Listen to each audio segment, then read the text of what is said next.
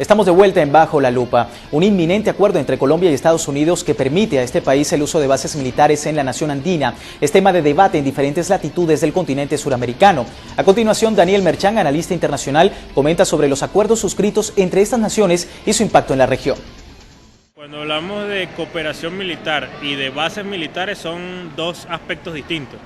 En lo que es el derecho internacional y como está establecido, el yo tener una base militar estadounidense, como puede ser Guantánamo en Cuba, como puede ser la base que vimos en los sucesos de Honduras a través del golpe de Estado que depuso el presidente Zelaya, el tener una base militar significa tener un territorio que es territorio norteamericano. Dentro del desarrollo de lo que puede ser una embajada, una base militar representa territorio norteamericano dentro de tu propio país.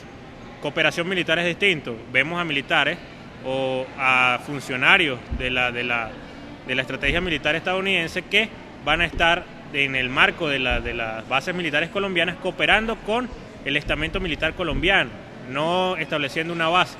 En ese marco pueden desarrollar aspectos como estrategia, geopolítica, geoestrategia, para enfrentar el desarrollo en este caso de los estupefacientes y del problema del narcotráfico, como la intervención hacia la guerrilla, que también presenta un problema tanto para Venezuela como para Colombia y para Ecuador también. En ese marco quizás es distinto. Sin embargo, vuelvo y te repito, en lo que es el marco de la soberanía, como debe establecerse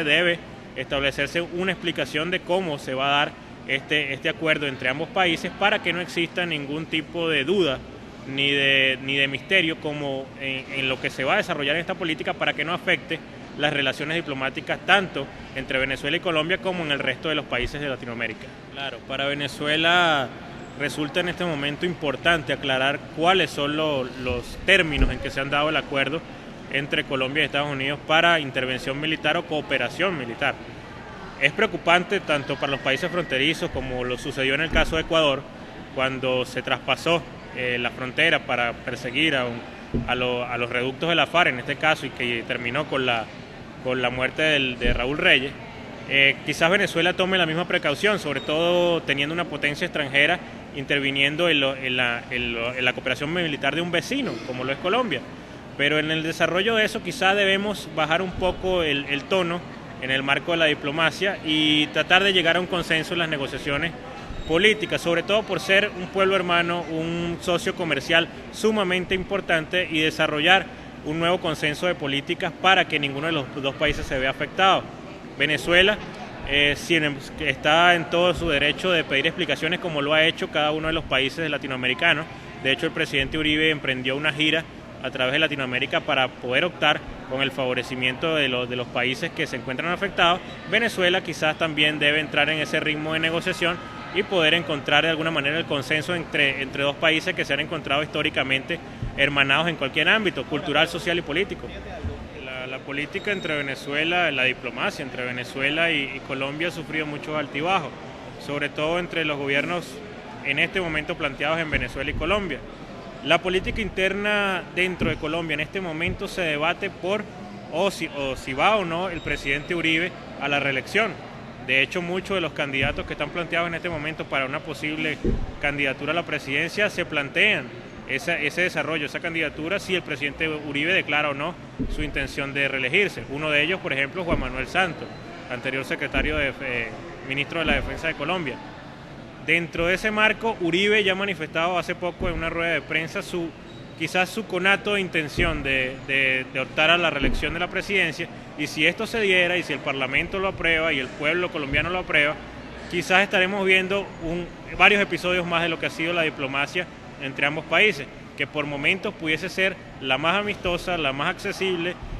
la más acorde posible, y de un momento a otro pasa a ser un conflicto permanente y una relación quizás un poco áspera en el desarrollo tanto de los presidentes como de los demás funcionarios que están a cargo de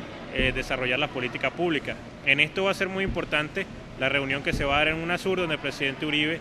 va a declarar y explicar un poco lo que ha sido el marco del desarrollo del acuerdo que se ha dado con los Estados Unidos, y también se va a exponer otros acuerdos que se han dado, por ejemplo, Venezuela con el caso de Rusia e Irán, para que de alguna manera podamos llegar a un consenso entre lo que son los marcos y la soberanía de los pueblos en el desarrollo de sus políticas internas. Fíjate, dentro de lo que ha sido el marco del acuerdo entre Colombia y los Estados Unidos para el desarrollo de cooperación militar, la secretaria de Estado Hillary Clinton ha dejado muy claro que, y también el gobierno del presidente Uribe a través de su Cancillería y el gobierno colombiano, que se ha declarado que la cooperación militar es para enfrentar el problema y el flagelo que en este momento está padeciendo Colombia a través del conflicto armado que allí se da.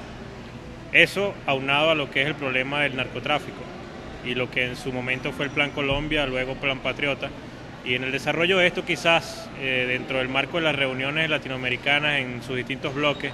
y el nivel de afectación que esto pudiera generar, primero se discute, y es lo que ha dicho el gobierno colombiano, que este es un acuerdo de cooperación sobre las bases que están implementadas en Colombia, las bases colombianas, y allí se van a agregar cuerpos militares de los Estados Unidos para de alguna manera asesorar a los cuerpos colombianos en el combate del flagelo de la guerrilla y el flagelo que representa el narcotráfico en Colombia y que se expande a los demás países. Para Colombia quizás representa un nivel de apoyo en el cual tanto el narcotráfico como el caso de la guerrilla han rebasado